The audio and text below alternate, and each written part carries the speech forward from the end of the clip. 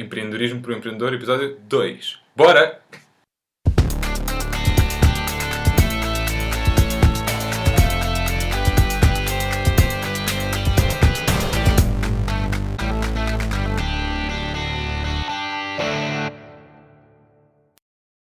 Olá, meu nome é Marcos Soares e sejam bem-vindos a mais um episódio de Empreendedorismo para o Empreendedor.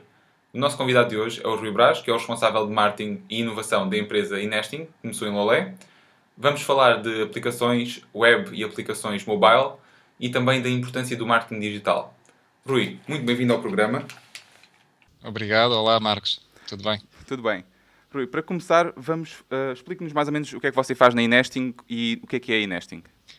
Bem, eu sou responsável de marketing e inovação da Inesting e como o nome a função de certa forma denuncia, sou responsável pela função marketing, ou seja, pela promoção, pelo desenho dos novos produtos, etc. E tenho a função inovação. A Inesting, desde a sua gênese, desde o início, definiu para si próprio um ADN inovador e o posicionamento que nós temos no mercado é tentar colocar produtos e serviços que tenham valor acrescentado, mas que tenham alguma inovação que diferencie da concorrência. E eu sou responsável por essa função na empresa e tenho de acompanhar desde a geração das ideias que podem gerar alguma coisa de inovador até a validação das mesmas internamente, porque temos de filtrar quais são essas ideias que de facto têm pernas para andar e depois todo o seu desenvolvimento até à fase de protótipo e colocação no mercado.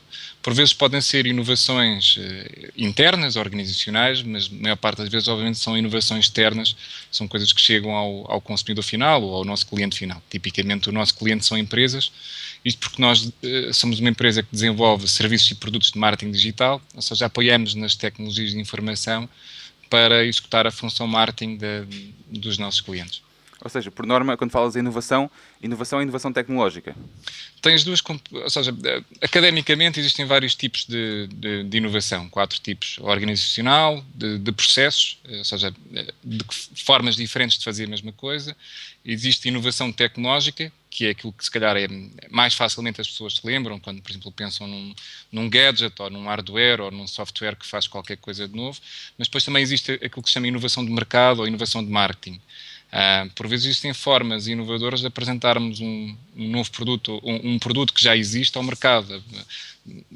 Tipicamente, às vezes, se pensarmos em bens de grande consumo, pode ser uma embalagem diferente. Se lembrarmos nas batatas fritas, pode haver batatas fritas que têm uma embalagem metálica em vez de plástico, aquilo que for. Ou mesmo o formato. Exatamente. No nosso caso, nós não temos bens físicos, não é, para entregar ao mercado. Já temos feito, por exemplo, inovações de marketing. Por exemplo, nós temos uma oferta, por exemplo, de consultoria, uma oferta de formação. Houve uma altura em que detectámos que havia um conjunto de clientes que não tinham budget para pagar todo o nosso trabalho de consultoria, então impactámos uma oferta de consultoria que basicamente era um diagnóstico, digamos que do seu trabalho de Search Engine Marketing, e impactámos isso com uma pequena formação. Então, no fundo, dávamos o peixe numa fase inicial e ensinávamos a pescar para que o nosso cliente pudesse fazer tudo a seguir. Isso é um exemplo em que não houve inovação de tecnológica, por assim dizer, nem de produto, mas foi a forma como nós impactámos a oferta que já tínhamos, que de facto foi diferenciadora e permitiu chegarmos a um novo nicho de mercado, que eram PMEs que não tinham capacidade de compra para todo o nosso pacote de serviço de consultoria. Eu tenho uma questão em relação a isso, que penso que mais pessoas também irão ter, que é, quando, tal e qual como tu disseste, deram o peixe primeiro e a seguir ensinaram a pescar. Quando vocês ensinam a pescar, não têm medo que isso vos possa trazer consequências a nível de expansão de negócio? Assim, é óbvio que existe uma franja de clientes que depois de aprender a pescar, por assim dizer, parece que não precisa mais de nós, mas eu acho que seria inevitável esse tipo de clientes mais tarde ou mais cedo, porque não têm orçamento para sistematicamente comprar os nossos serviços, seria inevitável mais tarde ou mais cedo quebrarem o cordão umbilical, por assim dizer. Por isso acho que não temos de ter medo disso, temos de abraçar e de facto se ficar uma relação positiva, porque tivemos uma relação, embora se calhar curta, mas profícua para ambas as partes. É mais provável que quando essa empresa crescer e tiver outras necessidades maiores e tiver outro tipo de orçamento, voltar a ter connosco para nos contratar mais coisas, não é? Exatamente. Então acho que a lógica tem de ser positiva e não tem de ser de medo ou de receio, porque se a lógica é muito defensiva, acabamos por minar a nossa posição no mercado a longo prazo. E também acabam por quebrar a relação de confiança entre vocês e o consumidor. Claro, sempre. Rui, voltando ao início, como é que começou a Inesting? Eu penso que não estiveste na Inesting desde o início, mas que acompanhaste, digamos, o nascimento da Inesting e principalmente a expansão, penso eu. Fala-nos um Certo. bocadinho de como é que aconteceu. A empresa nasceu em 2000, no ano 2000, ou seja, já temos 13 aninhos, e quando nasceu foi fundada por três colegas que eram essencialmente programadores, eram técnicos, e que desenvolviam aplicações para web. Na altura, uma grande parte das empresas nem sequer tinha website, hoje em dia isso já é uma banalidade. Então, grande parte do trabalho que era feito era desenvolvimento de intranets, extranets, websites, e a matriz da empresa era essencialmente técnica e tecnológica. Em 2001 eu tomei um primeiro contacto com a empresa porque na posição de contratante de serviços tinha um projeto de desenvolvimento de um produto de mobile marketing e precisava de alguém que completasse as minhas valências de marketing com competências tecnológicas, e identifiquei vários possíveis fornecedores. Um deles foi a Inesting, escolhi a Inesting como fornecedor, mas depois ao longo do projeto, tanto a Inesting demonstrou por um lado muito interesse no meu projeto, que era em parceria com outro colega que é o Francesco, que hoje é o diretor-geral da empresa, e nós próprios também gostámos muito das pessoas que cá trabalhavam e da Inesting. E então acabou por surgir este casamento, ou seja, eu e o Francesco Berrettini, que hoje é o diretor-geral, acabámos por entrar para o capital da empresa. Então não fomos fundadores, mas entramos na empresa cerca de 1 ano e meio depois da sua fundação. E com a nossa entrada, a matriz da empresa alterou-se um bocadinho, deixou de ter uma abordagem essencialmente técnica digamos que no mercado, e passou a ter uma abordagem de marketing, utilizando sempre as tecnologias de informação. E a empresa passou-se a designar Inesting Marketing Tecnológico. Na altura não havia expressão, não havia um termo dominante para aquilo que era a utilização das tecnologias do marketing. A expressão marketing digital não era usada na altura, e nós tivemos de batizar alguma coisa que fizesse aquilo que definisse aquilo que nós fazíamos, porque nem sequer havia definição na altura, porque havia uma clivagem muito grande entre as empresas tecnológicas por um lado e as empresas de marketing ou de publicidade pelo outro, e nós estávamos ali algures no meio. Então na altura definíamos como marketing tecnológico. E ainda temos essa designação, embora hoje em dia o mercado, talvez por força do digital marketing, que foi o termo que triunfou a nível mundial, utiliza muito mais a expressão marketing digital. Vocês foram pioneiros no nível do marketing digital em Portugal, praticamente. Sim, na altura havia muito poucas empresas que faziam aquilo que nós nos propusemos a fazer. Nós próprios até 2005, 2006 ainda conciliámos a vertente de desenvolvimento de sites com tudo aquilo que vinha a seguir, em termos de otimização do site e de promoção das marcas no universo web e no digital em geral.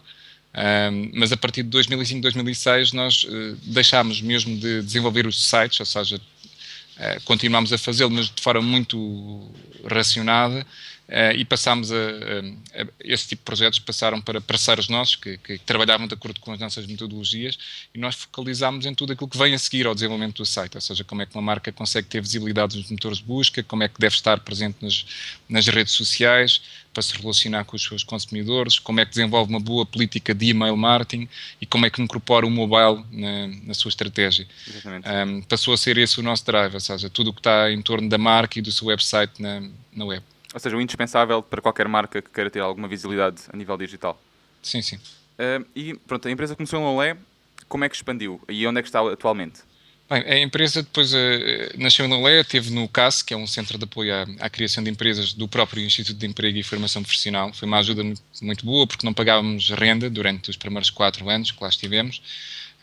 E em 2004, 2005, de facto, iniciou o processo de deslocalização.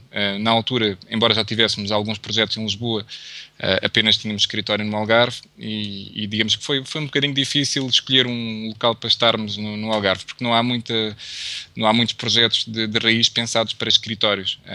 Há muitas lojas, há edifícios, há zonas industriais pensadas exatamente para empresas de cariz industrial, que não era o nosso caso, e empresas de serviços têm-se de adaptar um bocadinho. Nós acabamos, fez sentido para nós, porque a maior parte dos RHs vem aqui da Universidade do Algarve, estarmos perto da Universidade do Algarve, até porque temos protocolos de colaboração e temos uma relação já de longa data com a Universidade. De maneira que acabámos por escolher ficar em Gambelas, que é uma zona que está próxima da Universidade e que era acessível para a maior parte dos membros da equipa, e acabámos por ficar aqui numa loja adaptada para escritório. Isto é em 2004, 2005. depois a empresa começou de facto a ganhar mais projetos de âmbito nacional e teve necessidade de criar um escritório na zona da Grande Lisboa, coisa que concretizámos em 2006 e entretanto já mudámos de escritório, temos um escritório um pouco maior e vamos mudar novamente agora em 2013. Neste caso vamos mudar para o centro de Lisboa, para um escritório partilhado com mais outra agência, neste caso uma agência de grande dimensão, uma agência de meios que é a nossa parceira. E em paralelo, dentro da nossa lógica de internacionalização, embora tenhamos projetos em alguns outros países da Europa, achámos que a nossa estratégia de internacionalização devia passar pelo Brasil, a razão pela qual criámos a Inesting Brasil em 2011 e temos escritório em São Paulo desde essa altura também. Ou seja, já estão em Lolé, Lisboa e Brasil, São Paulo. Neste momento estamos em Faro, Lisboa e... Sim, peço desculpa, eu disse Lolé, porque foi... Sim. Lembro-me do início da empresa. Claro, mas estamos em Faro, Lisboa e São Paulo. E falando deste crescimento, ou seja, praticamente coincide exatamente com a crise que se começou a sentir a nível mundial, mas a vossa empresa não foi muito afetada por isso. Eu penso que as tecnologias de informação não tenham sido muito afetadas pela crise mundial. Não, quer dizer, o nosso mercado não se cinge às tecnologias de informação, está relacionado também com aliás, a maior parte dos orçamentos que trabalham connosco não vem das TIs, vem do orçamento de marketing e publicidade. Uhum. E aí, de facto, houve uma contração, especialmente no nosso mercado. Os orçamentos de publicidade foram contraídos, mas também houve um outro efeito que foi a deslocação dos orçamentos do offline para o digital. Então, a contração, por um lado, foi compensada pela transferência do offline para o digital. Então, o nosso mercado em si, em Portugal, acabou por, se calhar, nem crescer, nem diminuir. Manteve-se. O que houve é um fenómeno, e em Portugal, o que acontece em modo de sobrevivência, muitas agências de publicidade convencionais que trabalhavam no offline, por razões de sobrevivência, tiveram de se deslocar também para o universo digital. Então existe uma concorrencialidade muito grande. É claro que nós já estamos implantados e somos considerados no meio especialistas. Exatamente. Mas a verdade é que existe uma agressividade muito grande com agências de grande dimensão que estão dispostas a fazer preços muito baixos porque estão em modo de sobrevivência e precisam de vender para manter as suas equipas. Então o ambiente de facto não é o mais fácil no mercado português.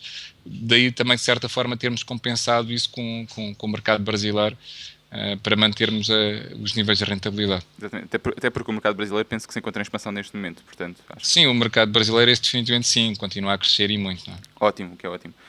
Rui, voltando ainda a um projeto que falaste há pouco, que foi o que te levou à Inesting, um projeto mobile juntamente com o Francesco. No que é que consistia esse projeto e se ainda existe, é o que eu quero saber. Sim, se calhar tal qual o pensámos não existe, mas basicamente a essência daquilo que nós tínhamos pensado, e estamos a falar no ano 2000, foi um produto de software que viabilizasse o envio de campanhas publicitárias através do canal mobile. Na altura o canal mobile fundamentalmente era SMS. E na altura o SMS era utilizado de pessoa para pessoa, não era utilizado praticamente pelas marcas. E aquilo que nós pensámos, até por ver a realidade inglesa ou de outros mercados um pouco mais evoluídos na altura, era que faria sentido disponibilizar às marcas um software em ambiente web que lhes permitisse comunicar de forma mais segmentada e massiva com os seus públicos-alvo. E nós, de facto, desenvolvemos o produto, tecnicamente, nessa altura, em 2001, início de 2002, e pronto, mas o que aconteceu foi na altura que as operadoras acharam que o mercado não estava preparado e barraram-nos, de certa forma, pediram-nos para suspendermos o projeto. Ou seja, nós lançámos o projeto, teve alguns clientes e estava a ter um sucesso simpático, mas eles na altura estavam muito receosos de que pudesse acontecer aos telemóveis aquilo que aconteceu de certa forma aos e-mails, começasse a haver um excesso de spam. Nós sempre fomos apologistas do permission marketing e tivemos e criámos mecanismos. Aliás, o nosso produto tinha mecanismos que permitiam o opt-out aos consumidores. Enviando uma SMS podiam sempre desistir dos serviços de comunicação dos nossos clientes, mas houve um período, um hiato de tempo de um ano e meio em que o produto teve de estar, passo a expressão, na gaveta, até as operadoras depois darem luz verde para ser relançado novamente. Exatamente. Para quem nos está a ouvir, também para explicar um bocadinho melhor, o permission marketing funciona a partir da permissão dos utilizadores para receberem certas campanhas publicitárias, correto? Exatamente, é isso mesmo. Esse é o pressuposto de base. E sempre com o opt-out como sendo a opção para a qualquer momento deixar de receber essa publicidade. Exatamente. Ou seja, vocês foram, digamos, os pioneiros a nível das SMS que nós recebemos, por exemplo, da TMN, Vodafone, da loja da esquina que tem perfumes e nos querem enviar?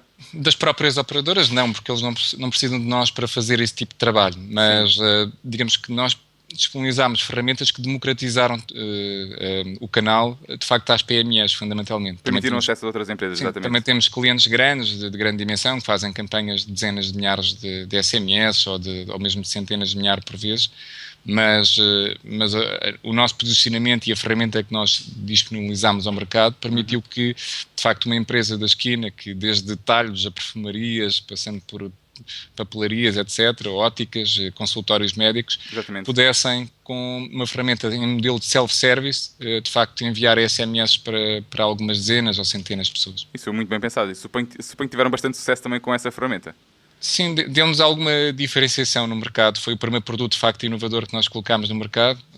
Naquele caso até foi um bocadinho cedo demais, no sentido que não havia regulamentação específica por parte da ANACOM e por parte dos próprios operadores, não estavam muito bem à espera, e isso pagámos um bocadinho o preço nesse sentido, porque colocámos o produto no mercado, fizemos um esforço, depois, passado algumas semanas de o termos no mercado, tivemos de o retirar e de deixá-lo na gaveta. E depois pudemos relançá-lo, mas quando o relançámos não fomos só nós, ou seja, os próprios operadores colocaram produtos próprios no mercado e apareceram mais alguns competidores. Mas daí não termos, se calhar, recolhido todos os frutos que poderíamos, mas pronto, mas foi, de qualquer forma, foi positivo e o produto ainda hoje está no mercado, embora com valências muito superiores àqueles que tinham na altura, não é? O produto chama-se Direct 100 e incorpora outros canais, permite lançar campanhas de voz, campanhas de mobile advertising através de banners em aplicações móveis e muito em breve vai ter um módulo para enviar notificações push com segmentação geográfica. Enfim, o produto tem vindo a crescer, o que é natural ao longo do tempo. Exatamente, tem sido melhorado. Faz todo o sentido. Bem, voltando outra vez aqui à empresa, não sei se já passaram por algum fracasso que queiras partilhar. Por acaso acho que digamos que eu não chamaria um fracasso, mas foi uma experiência negativa, foi essa mesma do Direct 100, em que já tivemos seguramente outros episódios, mas esse foi um bocadinho sintomático, ou seja, às vezes a empresa pode fazer inovação e pode colocar coisas interessantes no mercado, mas pode haver outras razões, neste caso as razões de regulamentação do próprio mercado, que nos inibiram de colher os frutos, não é? Então, porque se nós tivéssemos podido explorar comercialmente o produto na altura em que de facto o lançámos, teríamos tido muito mais sucesso. E neste caso depois tivemos de partilhar esse sucesso com muitos outros competidores, porque foi dado mais 1 ano e meio para os nossos competidores chegarem onde nós já tínhamos chegado, não é? E isso foi qualquer coisa que nos tirou, se calhar, uma cota de mercado significativa. Mas aprendemos, nesse caso, se calhar, quando estamos no processo de desenvolvimento de novos produtos, a verificar com outros olhos se estão reunidas as condições legais, estão reunidas as condições do próprio regulador, para podermos explorar comercialmente um determinado produto. Foi uma lição que aprendemos dessa primeira versão do Direct 100. E só para esclarecer, esse barramento ou lançamento do projeto foi efetuado de forma legal, ou vocês precisavam das operadoras para conseguir lançar o projeto?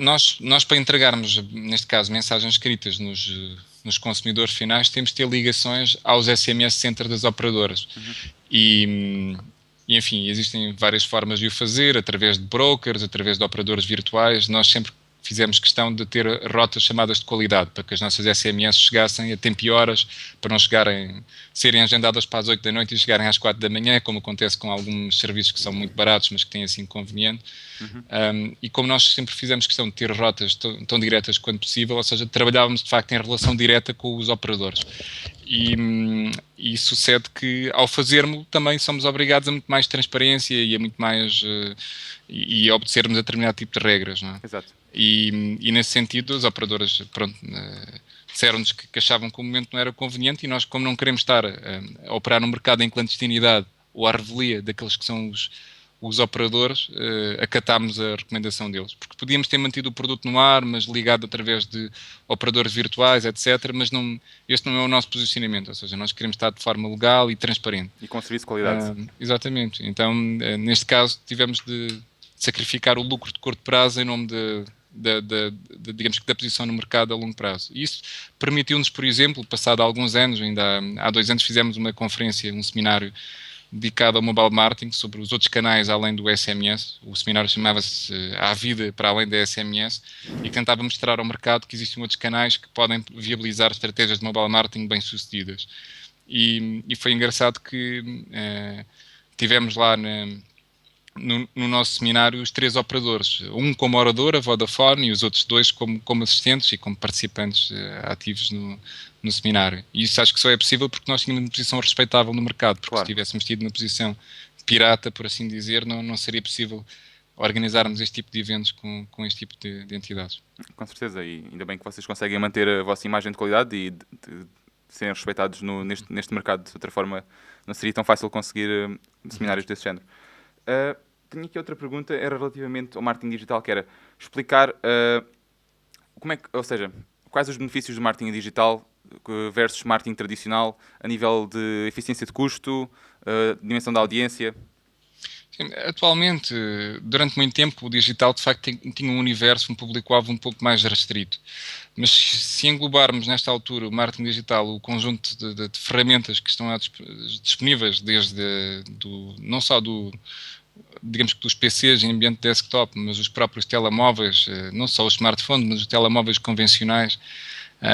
Nós sabemos, por exemplo, que o telemóvel em Portugal tem uma penetração acima dos 100% da população. É óbvio que há pessoas que não têm, mas há utilizadores que têm mais do que 2 terminais. Exatamente. Mas juntando os novos mídias, como a própria televisão, o cabo tem um conjunto de funcionalidades de comunicação, etc., praticamente consegue-se atingir os 100% da população com diferentes canais digitais. Ou de algum cariz tecnológico. Então, acho que é óbvio que há públicos que são mais propensos a serem contactados, mas não existe já aqui um problema de target. E por outro lado, a grande mais-valia do digital, e face aos canais offline, aos mídias tradicionais, é o facto de ser muito mais fácil medir o retorno do investimento que se faz. Não é? O exemplo mais clássico é sempre, em termos de publicidade, comparar um outdoor que é colocado em frente a uma zona, por exemplo, de um shopping ou de uma zona de uma estrada com grande afluência, em que se sabe de facto que aquilo tem uma grande afluência, mas não se sabe com exatidão quantas pessoas é que passam lá em frente, com exatidão quantas pessoas é que olham para aquele outdoor, e mais do que isso, quantas pessoas é que, a partir daquela visualização daquele outdoor, têm um comportamento a seguir. Isto não se consegue saber nos mídias tradicionais. Há estimativas, há estudos de opinião que custam imenso dinheiro para se ter algum tipo de feedback a esse nível.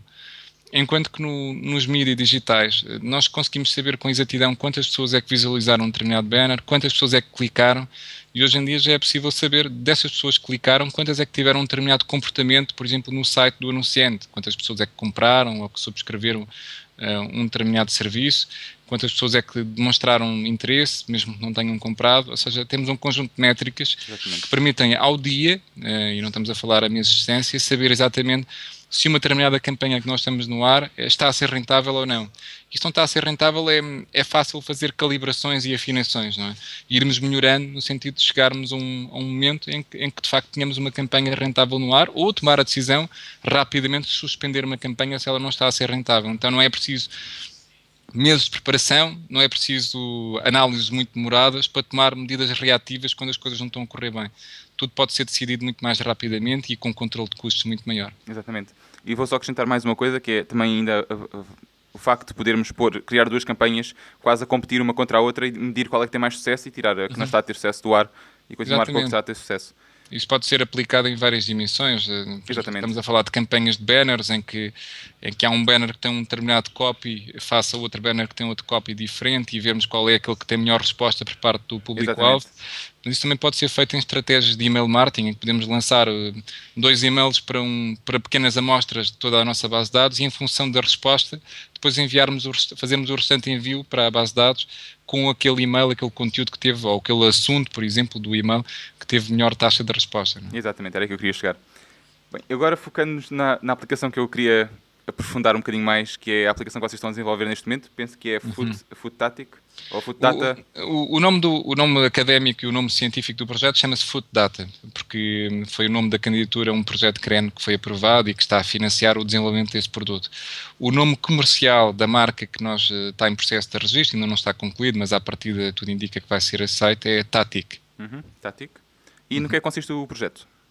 O projeto tem duas valências. Uma primeira que é o desenvolvimento de um software de apoio à gestão técnica do futebol, cujo utilizador principal será o treinador de uma equipa de futebol, o diretor técnico, os preparadores físicos e os próprios jogadores da equipa. E uma outra vertente que é uma dimensão de rede social que tem por objetivo facilitar o networking entre os profissionais do meio de futebol, de certa forma ser um LinkedIn do mundo do futebol, e depois estabelecer a ponte com os fãs que gostam de seguir aqueles profissionais do futebol, incorporando valências que sejam específicas do mundo do futebol e que não sejam tão transversais ou tão universais como, por exemplo, o Facebook ou o YouTube, que têm o seu espaço e têm a sua validade, mas que não têm funcionalidades específicas aplicadas ao universo do futebol. Exatamente, ou seja, é uma rede social para um nicho de mercado. E vocês não estão a tentar competir com outras redes sociais, é simplesmente um nicho de mercado. Claro, com certeza. E quais é que são as mais-valias que este projeto pode criar? Quais é que são os benefícios e como é que vai ser, digamos, rentabilizado? Bom, na vertente que nós chamamos profissional do projeto, claramente a mais-valia é facilitar a gestão técnica do treinador de futebol. Vai haver um conjunto de funcionalidades que vão lhe permitir analisar em tempo real a performance dos jogadores, tanto em ambiente de treino como em ambiente de jogo, que vão dar uma vantagem competitiva face aos outros treinadores. Atualmente as ferramentas que existem e que lhe dão algum intelligence não vão permitir o conjunto de dados que a nossa ferramenta vai permitir dar. Coisas técnicas como a distância média entre os jogadores, se eles estão a fazer o pressing adequadamente, a velocidade de transição de defesa-ataque, etc. Tudo esse conjunto de estatísticas não é fornecida pelas ferramentas atuais e a nossa vai permitir. Depois também existe uma vertente de tracking de reconhecimento óptico da posição dos jogadores, que atualmente os sistemas que o permitem fazer são muito caros e nós vamos conseguir fazer isso com tecnologias muito mais baratas e até facilmente instaláveis em campos de treinos, em estágios, etc., enquanto que os atuais sistemas são sistemas muito pesados e que são fixos e que têm de ser instalados em pontos estratégicos dos campos que não são fáceis depois de instalar e desinstalar. Ou seja, não existe concorrência direta com o que vocês estão a criar? Ou... Existe concorrência direta, não existe uma oferta tão completa como aquela que nós vamos colocar no mercado, nem com uma relação preço-qualidade tão boa. E isso na vertente profissional. Na vertente de rede social, existem já alguns projetos, mas muito pouco sólidos e também não com a robustez e com as funcionalidades que nós estamos a pensar colocar no mercado. E qual é que foi o budget para criar esta aplicação web e todo este projeto? Uhum. O orçamento global aprovado junto do CREN, penso que supera os 500 mil euros, perto de 600 mil euros. O orçamento de investimento, sendo que o montante de subsídio aprovado é na ordem dos 400 mil euros, repartido entre a Inesting e a Universidade do Algarve, que é o outro copromotor. Exatamente. E como é que vocês vão rentabilizar este projeto? É assim, eu vi a vossa apresentação no seminário do CRIA e pensei, ok, isto é um projeto milionário. Porque, na minha opinião, tem pernas para andar e vocês estão no caminho certo. Mas como é que vocês vão rentabilizar este projeto? Nós vamos precisar de investidores para alavancar o projeto, porque o projeto tem, aliás, a língua-mãe do projeto nem sequer é o português. Exato. A língua-mãe é o inglês e nós queremos que o projeto tenha alcance planetário. E nós vamos precisar de alguém que complete o desenvolvimento do produto, que nos ajude a alavancar na ótica do marketing. Então vamos ter uma capital de risco com um investidor privado que nos ajude depois a alavancar para que não fiquemos cingidos ao mercado português ou aos mercados mais próximos geograficamente. Então vamos ter de necessitar de apoio financeiro a esse nível. O que penso que, de certa forma, está facilitado tendo em conta o conjunto de boas vontades e o interesse já demonstrado por vários agentes que já estão no mundo do futebol ou de investidores privados que já tomaram contacto com o projeto. Penso que essa parte vai-se conseguir juntar. Agora, como é que nós vamos rentabilizar depois o projeto? Na vertente profissional, obviamente, os clubes vão ser pagantes, ou seja, os clubes que queiram ter esta ferramenta para dar ao seu treinador, de facto, uma ferramenta diferenciadora e que lhe permita dar mais competitividade à sua equipa, vão pagar, e aí depois vai haver diferentes módulos. Claro que os clubes que vão pagar o módulo de tracking vão pagar mais do que os clubes que não têm um módulo de tracking com as câmaras incorporadas, mas vai haver um empacotamento de módulos do produto. E por outro lado, a vertente da rede social, pronto, vai haver alguns utilizadores que vão ter de pagar um pequeno fee por utilização da plataforma. Estou-me a referir, por exemplo, a agentes que queiram promover os seus jogadores, etc., na rede social, vão ter de ter um perfil pago para este efeito. mas depois o recente exploração da rede social vem da publicidade, como qualquer outra rede social. Nós vemos como a fonte de receita do Facebook é os Facebook Ads, do Exatamente. YouTube, é a publicidade que aparece antes dos vídeos, enfim. Então a rede social vai tendo a encontrar os seus próprios modelos de geração de receitas publicitárias. E na ótica dos fãs, os fãs não vão ter de pagar nada, suponho. Não, claro que não. Os fãs vão ter um perfil completamente gratuito. O vosso projeto está mesmo muito bem pensado, ou seja, vocês vão acabar por ter os fãs também a fazer publicidade, vão ter outras empresas que vão estar interessadas a fazer publicidade na vossa rede e ao mesmo tempo vocês estão a comercializar o produto numa versão mais técnica para os treinadores e para os agentes que realmente querem lucrar com o produto. Está espetacular, é o que eu posso dizer. É esse o conceito. Agora vamos ver se o conseguimos pôr na prática e que tudo funcione, não é? Quer dizer, isso às vezes é a grande dificuldade, não é? Na teoria está tudo bem pensado. Agora vamos ver se na prática conseguimos fazer isto de forma interessante para todos estes públicos-alvo. Faz sentido, pelo menos. Rui, uma pergunta. Em relação aos investidores que acabaste de falar, vocês como é que vão encontrar esses investidores? Através de alguém especificamente ou vão recorrer, digamos, a capital de risco ou a conferências com investidores? Não sei como é que vão tentar fazer isso. Sim, digamos que nesta altura foi feita só uma primeira apresentação, porque proporcionou-se, foi-nos pedido que fizéssemos uma apresentação a um conjunto de investidores do Dubai e fizemos uma apresentação através da AICEP, que é o organismo que promove Portugal no exterior. E foi feita uma espécie de elevator pitch, que foi uma pequena apresentação de 5 minutos do projeto, sem recurso a materiais audiovisuais. Mas isso foi uma oportunidade que se proporcionou e que gerou ali algum networking, porque quem sabe se no futuro próximo pode haver ali uma oportunidade.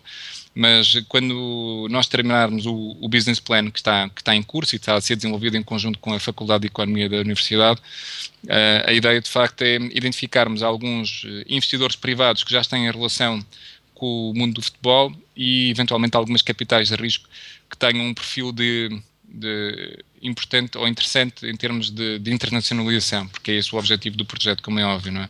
E depois passa por marcar reuniões privadas e ir apresentar o business plan. Como já a Inesting, no decurso de outros projetos, já tem um networking já relativamente oleado, até porque nós somos participados também por uma capital de risco, não será muito complicado conseguirmos um conjunto de reuniões com decisores-chave nessas entidades. Por outro lado, no mundo dos investidores privados já relacionados com o mundo do futebol, como temos um third party, por assim dizer, envolvido no projeto, que é o Sr. Domingos Paciência, também nos facilita algum networking, eventualmente alguma facilidade em termos de marcação de reuniões com investidores privados do mundo do futebol. Exato. Vou deixar só uma sugestão. Penso que foi ontem que vi, que a Qatar Airways acabou de dar um patrocínio de 95 milhões, penso eu, ao Barcelona. Exatamente. Portanto, deixo aí também uma sugestão interessante. Eles estão mesmo interessados em entrar no mundo do futebol. Parece que sim, não é? Outra pergunta que é, esta aplicação vai ser só web-based ou também vai ter uma versão para smartphones? Vai haver uma aplicação para smartphones, tanto da vertente da rede social, que vai ter um objetivo muito específico, que é permitir aos adeptos que estão no ambiente do próprio estádio e ver o jogo, poderem comentar as incidências do jogo.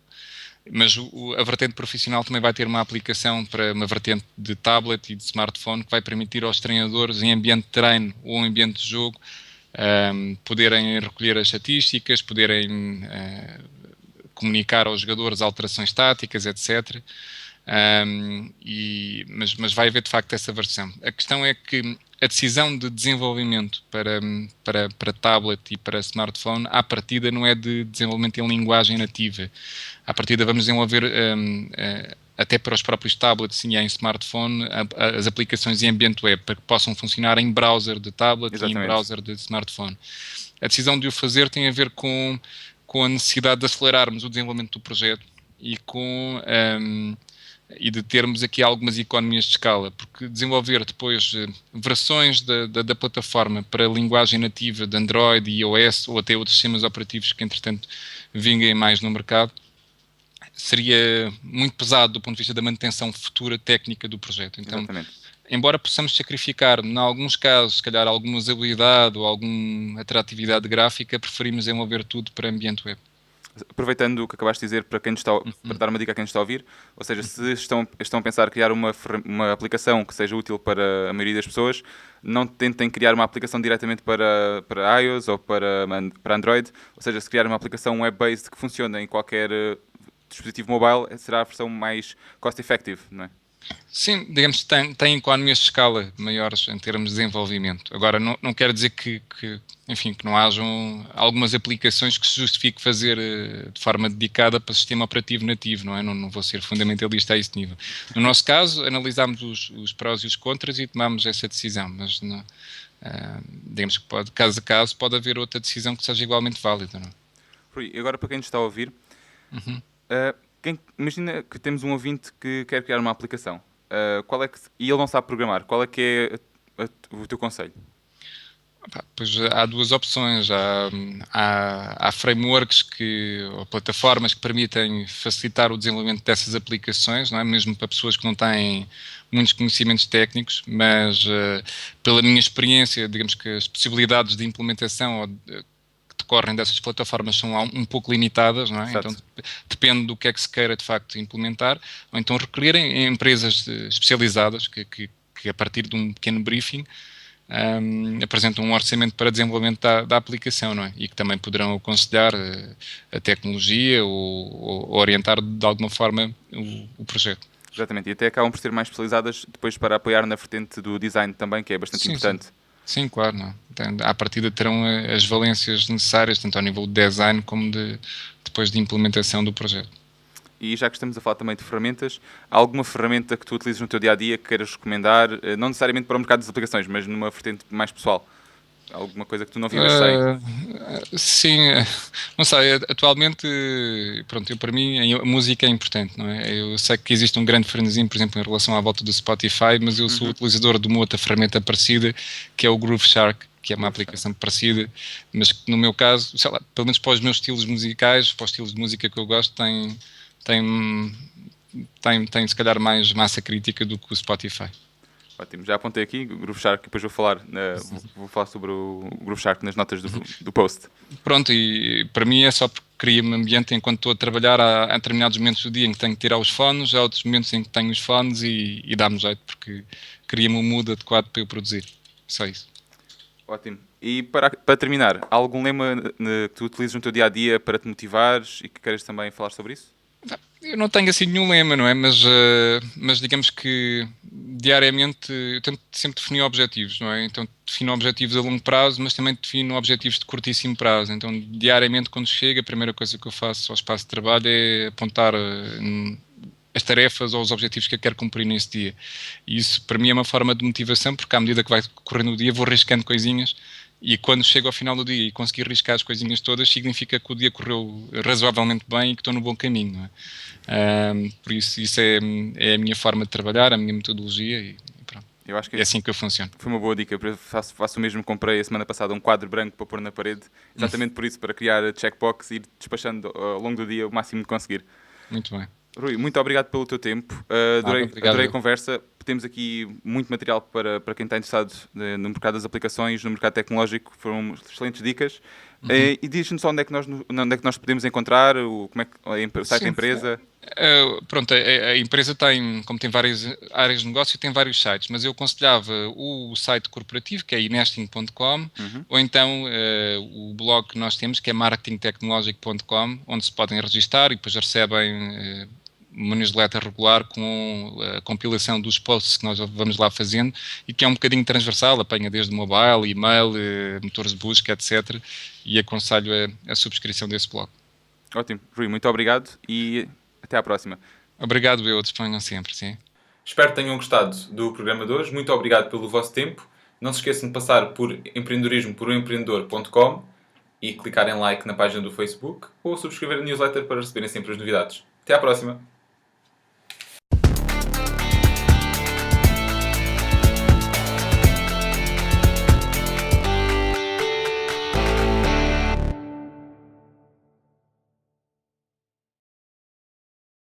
E só fazer uma pergunta em relação ao marketing tecnológico que acabaste de falar.